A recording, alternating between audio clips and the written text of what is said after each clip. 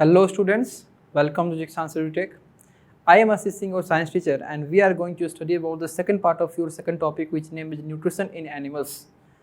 Students, this is the second part and we already discussed about this topic or this chapter that this chapter is going to be completed in total 3 parts. It means one more part is coming soon and already one part is studied by us. प्यारे बच्चों, जैसा कि आपको बताएं कि ये जो हमारा चैप्टर है न्यूट्रिशन इन एनिमल्स, इसमें आपको हम बताए थे कि टोटल 3 पार्ट में हमारा एक्सप्लेनेशन जो होगा, हमारे कंसेप्ट जो होंगे वो क्या होंगे, कंप्लीट होंगे। ये हमारा सेकंड पार्ट है। एक पार्ट हम लोग पढ़ चुके हैं, एक पार्ट और आने वाला है, ठीक है। तो अब ज़्यादा इस सब चीज़ के बारे में बात ना करते हुए सीधे हम लोग बढ़ते हैं अपने कंटेंट पे, जो कि हमको पढ़ना है या जो हम लोग पढ़ चुके हैं। क्योंकि हमको कोई भी पार्ट स्टार्ट करते हैं तो उसके पहले आपको हम ये ज़रूर बताते हैं कि हम लोग इससे पहले पार्ट 1 में या जो भी प्रीवियस पार्ट हमारा रहा है उसमें हम लोग क्या पढ़े हैं, ठीक है।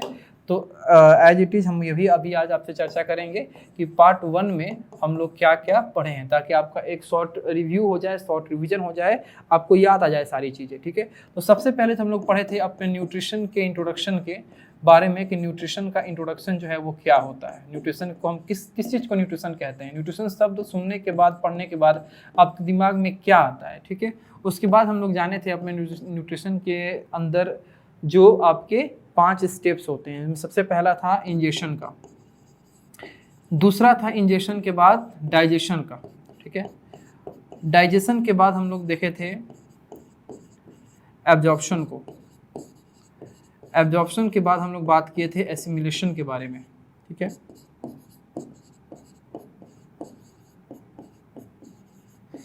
एसिमिलेशन के बाद हम लोग बात किए थे इजेशन के बारे में।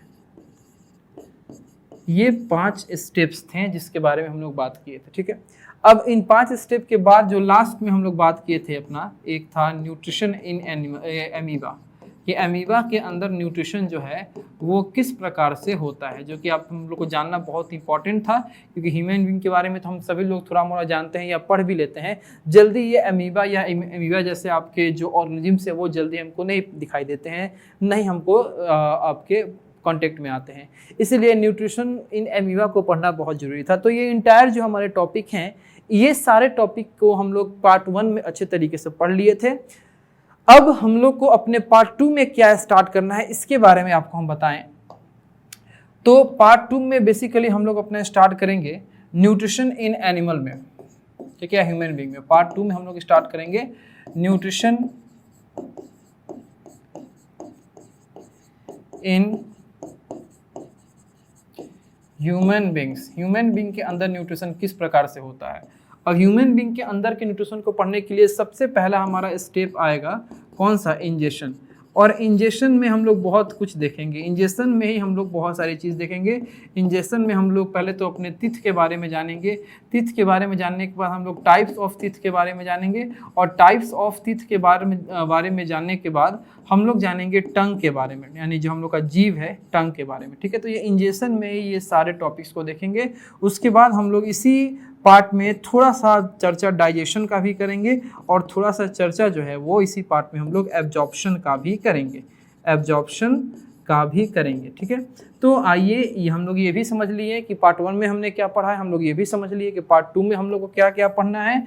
अब हम लोग अपने आज के सेशन को जो स्टार्ट करते हैं, आज के इस पार्ट को स्टार्ट करते हैं, चलते हैं सीधे अपने न्यूट्रिशन इन ह्यूमंस पे कि ह्यूमन के अंदर न्यूट्रिशन कैसे होते हैं, क्या होता है, कैसे हमको जानना है। तो ह्यूमन बीइंग के अंदर जो न्यूट्रिशन होता है उसमें सबसे पहला स्टेप इंजेशन का है। तो इंजेशन का मतलब होता है फूड को इनटेक करना।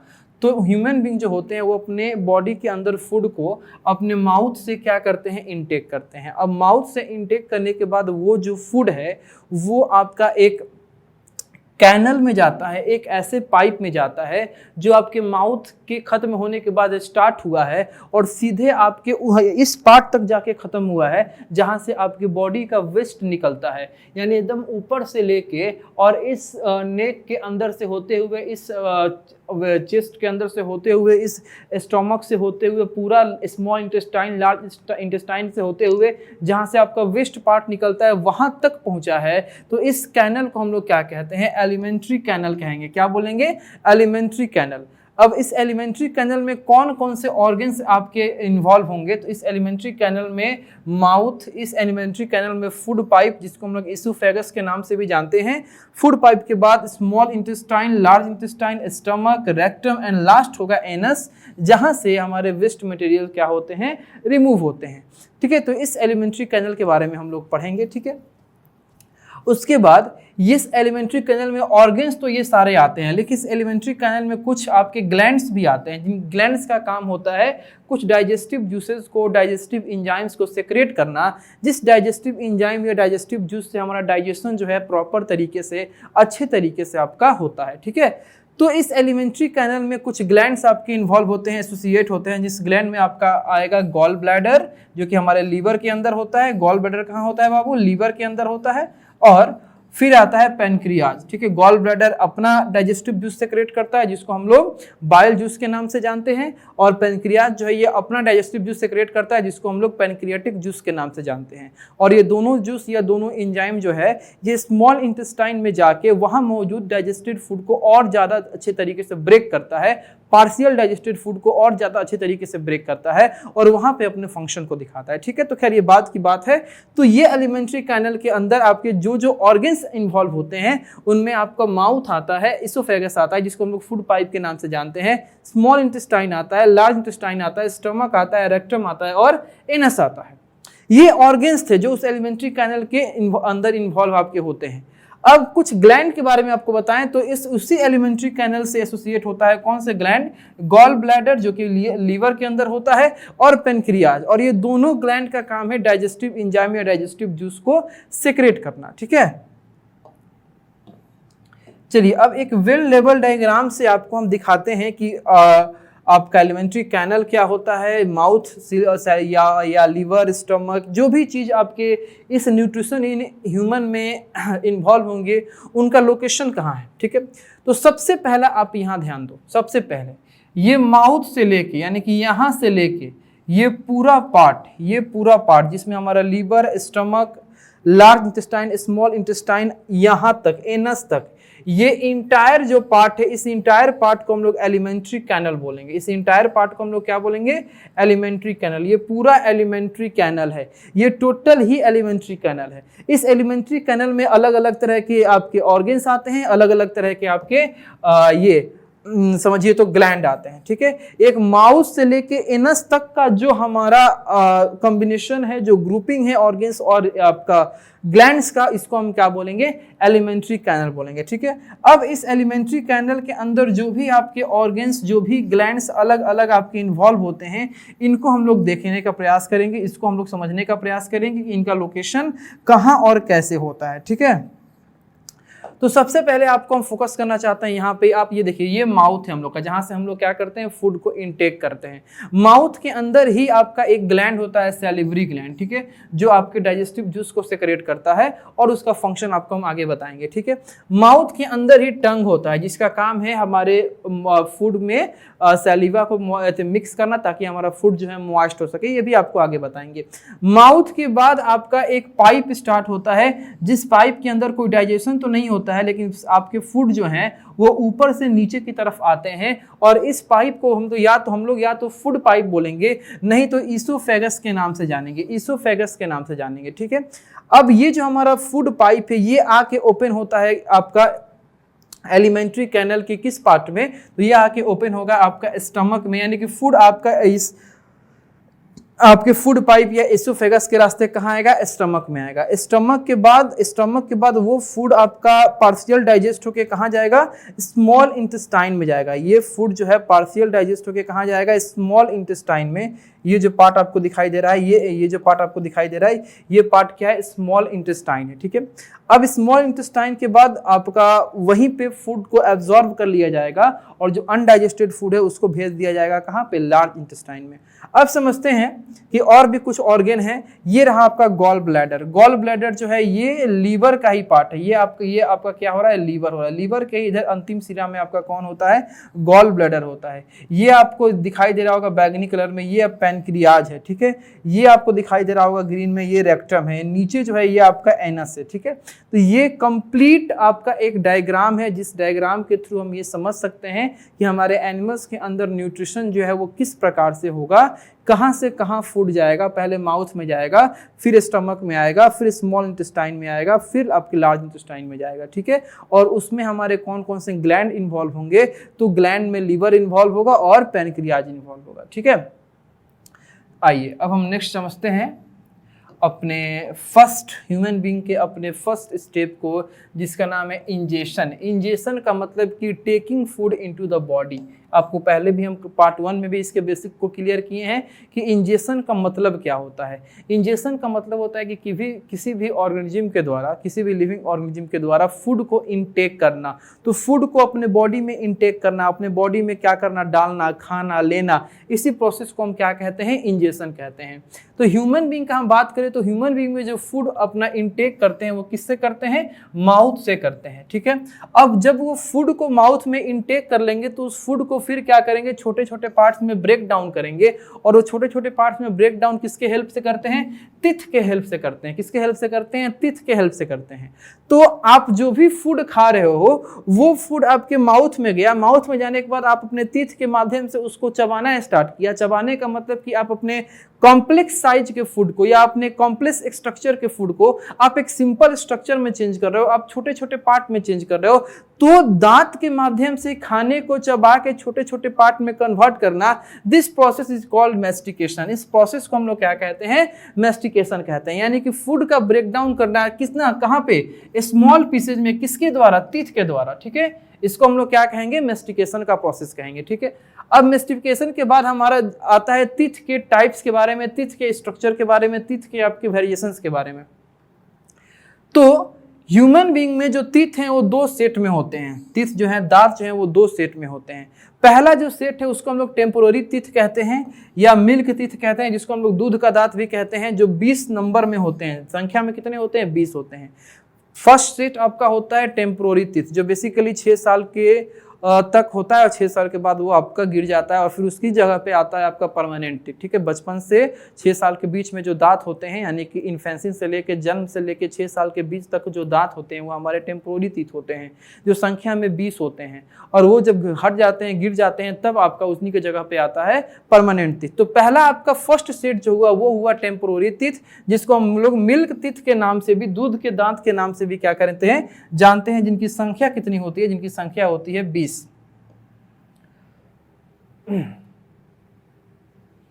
अब चलिए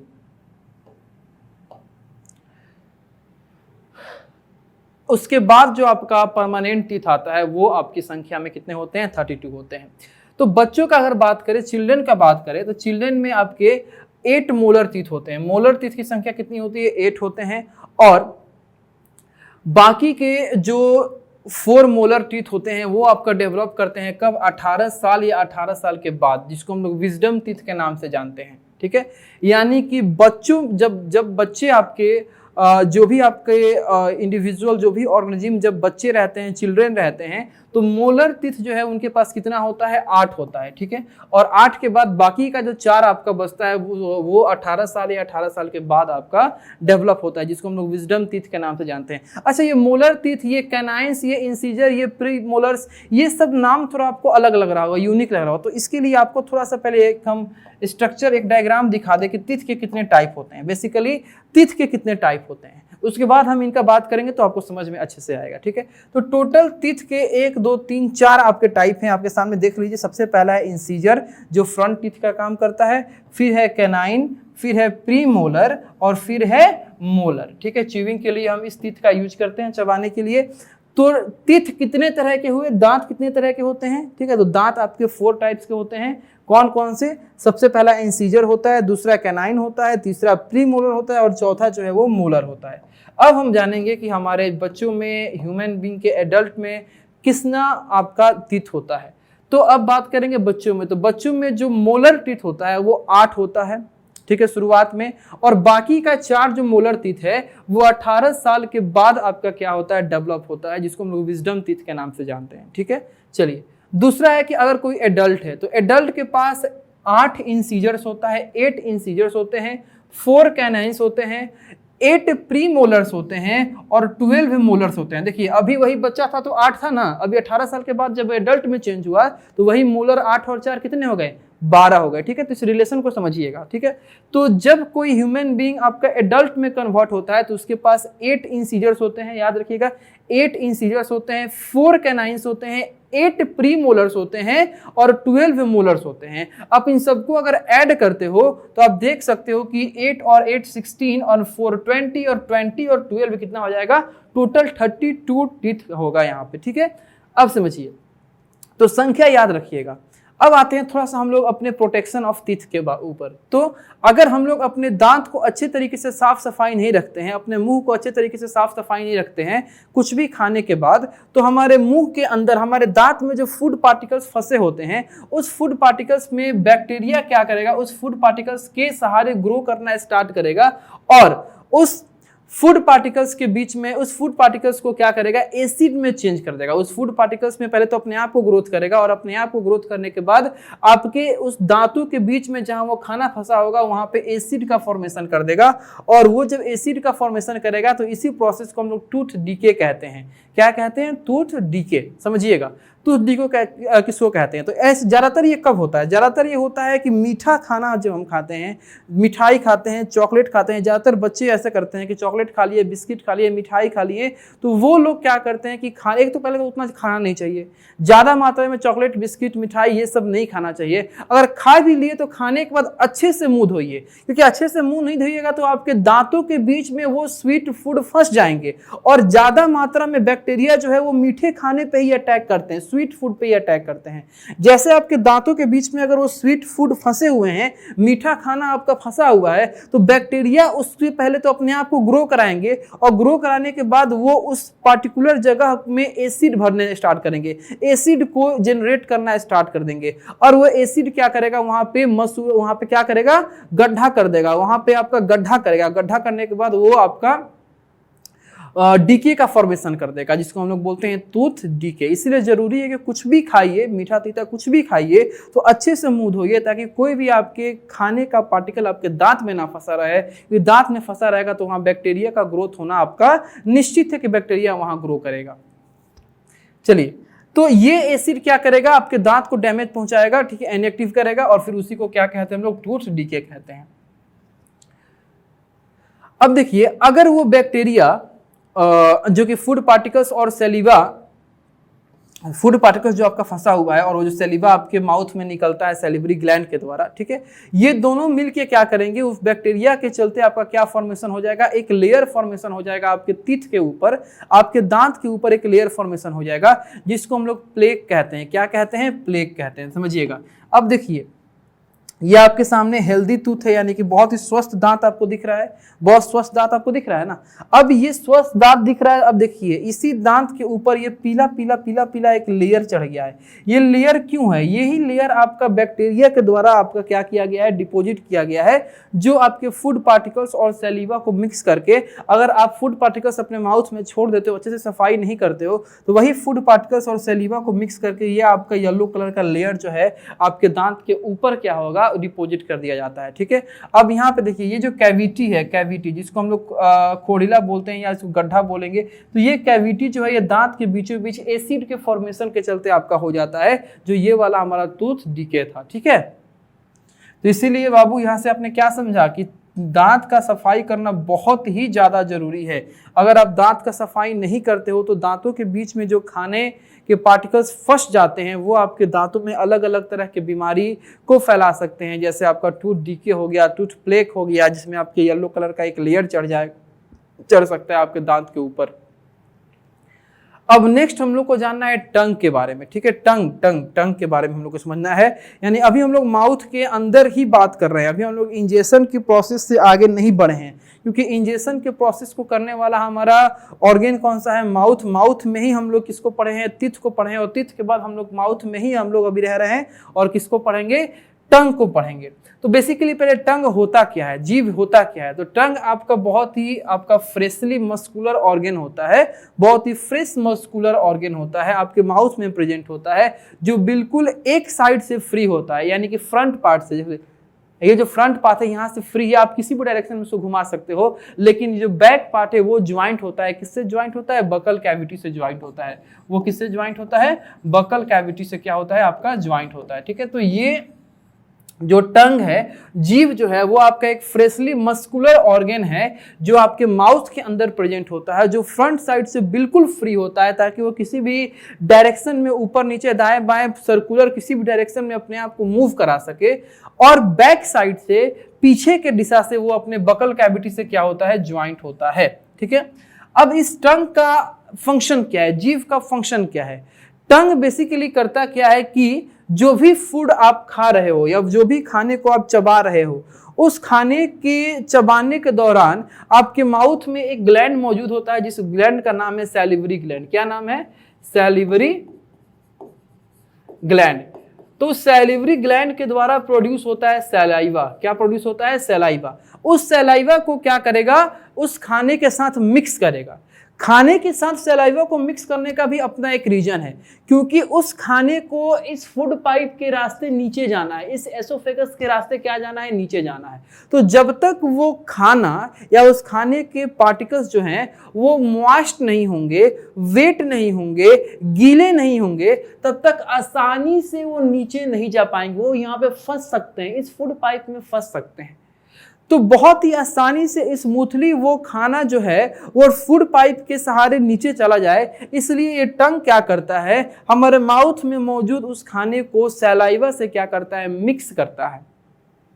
और वो सैलाइवा जो इस सैलिवरी ग्लैंड के द्वारा सेक्रेट किया जाता है। अब ये सैलिवरी ग्लैंड के द्वारा सैलाइवा भी सेक्रेट किया जाता है और एक एंजाइम भी सेक्रेट किया जाता है, एक डाइजेस्टिव जूस भी सेक्रेट किया जाता है, जिसको हम लोग बोलते हैं सैलिवरी एमाइलेज। क्या बोलते हैं? Salivary amylase. और ये सैलिवरी एमाइलेज जो है, ये तुम्हारे फूड के अंदर जो स्टार्च का मात्रा होता है, उस स्टार्च के मात्रा को डाइजेस्ट करने का काम करता है। यानी कि आपके फूड का डाइजेशन जो है आपके माउथ से ही स्टार्ट हो जाता है। तीच पहले उसको ब्रेक किया और सैलाइवा क्या किया? सैलिवरी ग्लैंड क्या किया? सैलाइवा को सेक्रेट किया।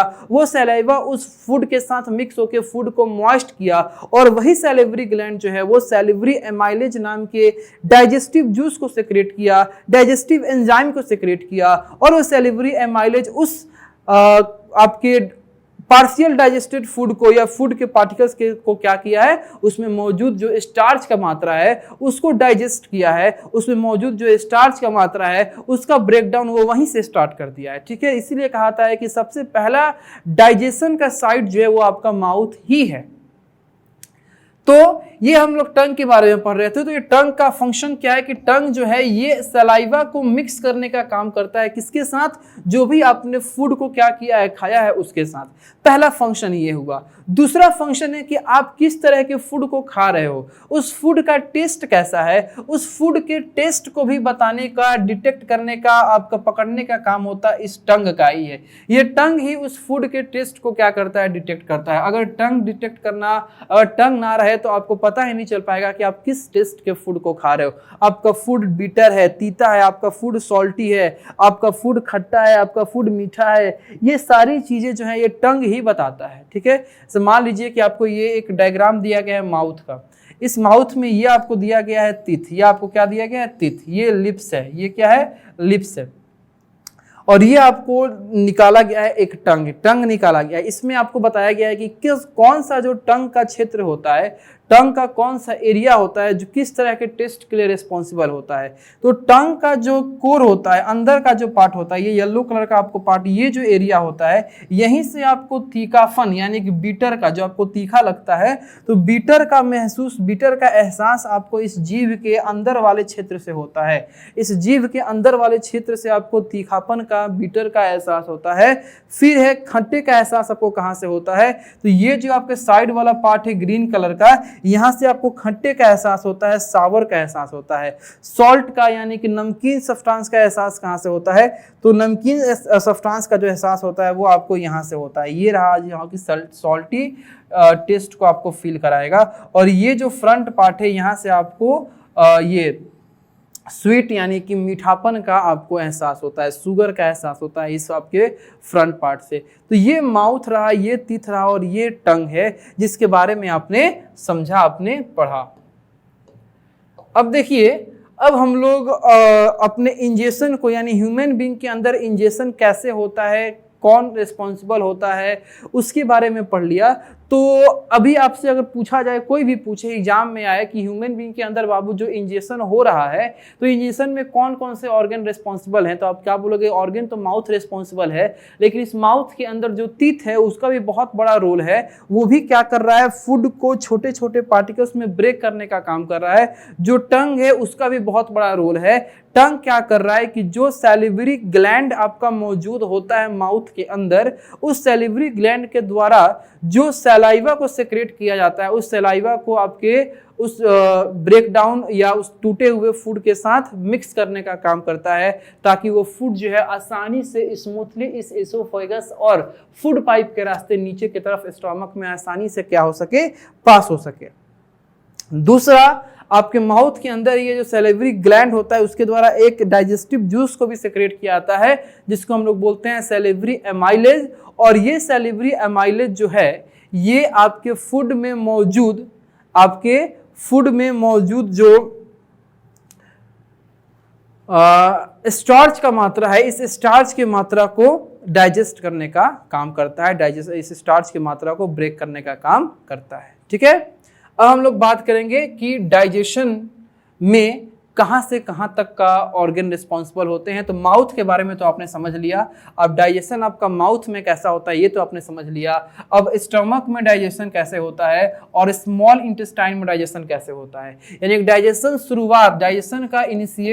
शुरुआत तो कहाँ से हुआ है? माउथ से हुआ है, लेकिन माउथ के बाद वो डाइजेशन आपका स्टमक में होगा और फिर वो डाइजेशन जो होगा वो स्मॉल इंटेस्टाइन में होगा और अंत में फाइनल जो कंप्लीट डाइजेशन होगा यानी वो डाइजेशन आपका खत्म होगा कहां पे आके? स्मॉल इंटेस्टाइन में आके। स्मॉल इंटेस्टाइन वो साइट है जहां पे वो फूड इस आपके फॉर्म में, इतने छोटे फॉर्म में टूट जाएगा जिस फॉर्म से आपके न्यूट्रिएंट जो हैं वो एब्जॉर्ब कर लिए जाए और उस न्यूट्रिएंट में से एनर्जी को आपका प्रोड्यूस कर दिया जाए। ठीक है, तो ये स्टमक का डाइजेशन और स्मॉल इंटेस्टाइन का डाइजेशन, ये दोनों डाइजेशन अभी हम लोग का पढ़ना बाकी है। ठीक है,